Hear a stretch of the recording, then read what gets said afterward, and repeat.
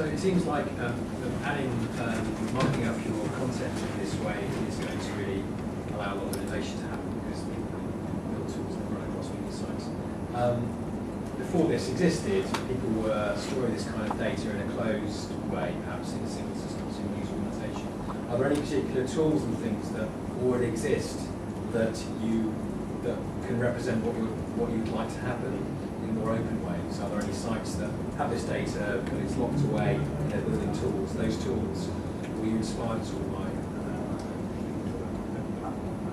by? Yeah, I mean, we want part of what we were thinking about was we want people to be able to do what you guys are doing easily. Because you're the leading question. no, that's one of the things that we've been working at is okay. So the Guardian have done all this great stuff with open platform. How are we going to get another local newspaper to do exactly the same thing? Because actually, sometimes that's what you care about. You want to be able to get whatever form of news, and the Guardian doesn't have that because it's not focused on that particular area. In terms of, a lot of this isn't actually new, and that's worth talking about. So Hey Chatham's been around for quite a while. I think, I can't remember, I think it's 2006, 2007 was the first draft. And that's been around for a while. All we're doing is we're adding some suggested fields onto something that already exists and hasn't been well enough publicised amongst the news world. Yeah, I mean, it would have been great if everybody was marking up their news articles with HChat in 2007, but it hasn't happened. So let's add some extra stuff on that makes it better for news organisations, and let's get people doing it now. And use it in a different way. It was being used in a very different way previously. So. Yeah, I mean, in previously it's tended to have focused on blogs and microblogs and a lot of those kind of things. And it was actually quite hard to find a lot of news that had already been marked up like this. And one of the great things is that with AP doing this, there will be a wealth of news that will be marked up in this way, which means that the chicken and egg problem will have been solved. Yeah, I have a question about that. So if I'm a news site who's subscribed to be able to republish AP stories, do I need to, do I change to create time? What do I do? So this is a good question. Or do I add them on top of an ad? But so if you're adding a publish time, then it depends upon your relationship with the news agency, as far as I understand it. You sell different news differently to different sets of people. So there will, in some circumstances, you will actually just they will actually just send you copy, and you'll just publish it straight away. And you won't even touch the wire copy. It'll just go straight out on your website. All you do is you press a button. That kind of stuff isn't happening with HChat. It shouldn't be, because that kind of stuff is happening on business-to-business systems using things like NewsML, and that isn't really the problem we're trying to solve. And we're not trying to solve the business-to-business thing, because that's already been solved. We're trying to solve the newspaper to web problem.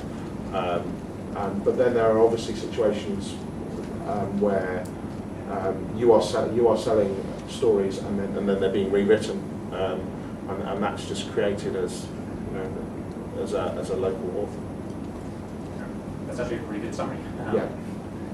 I mean, AP, you become a member of AP and buy content and use it as source material and rewrite it, which basically on your own, by your own source organization, your own updated time. But if you're just essentially just delivering the news directly to the web, then you are obligated to retain that it was Associated Press and when it was originally published and so on.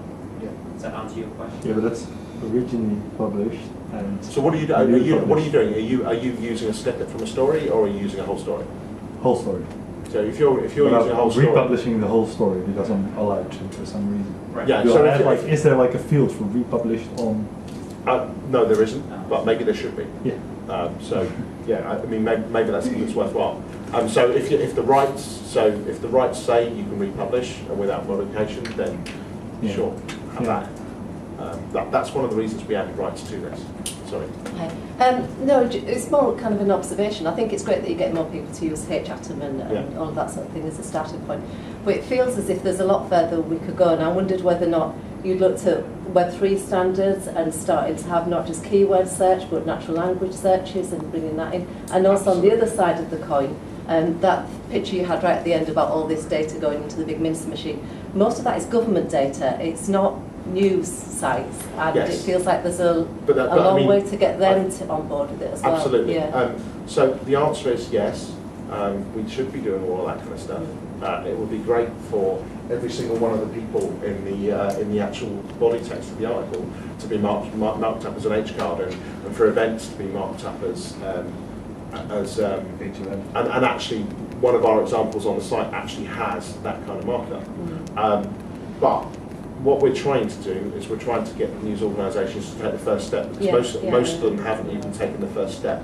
Once we've gotten them as far as the first step, we can start turning around and saying, okay, well, you got some benefit out of that, didn't you? So how about you take the next step with us, and then we can do some more interesting things as well.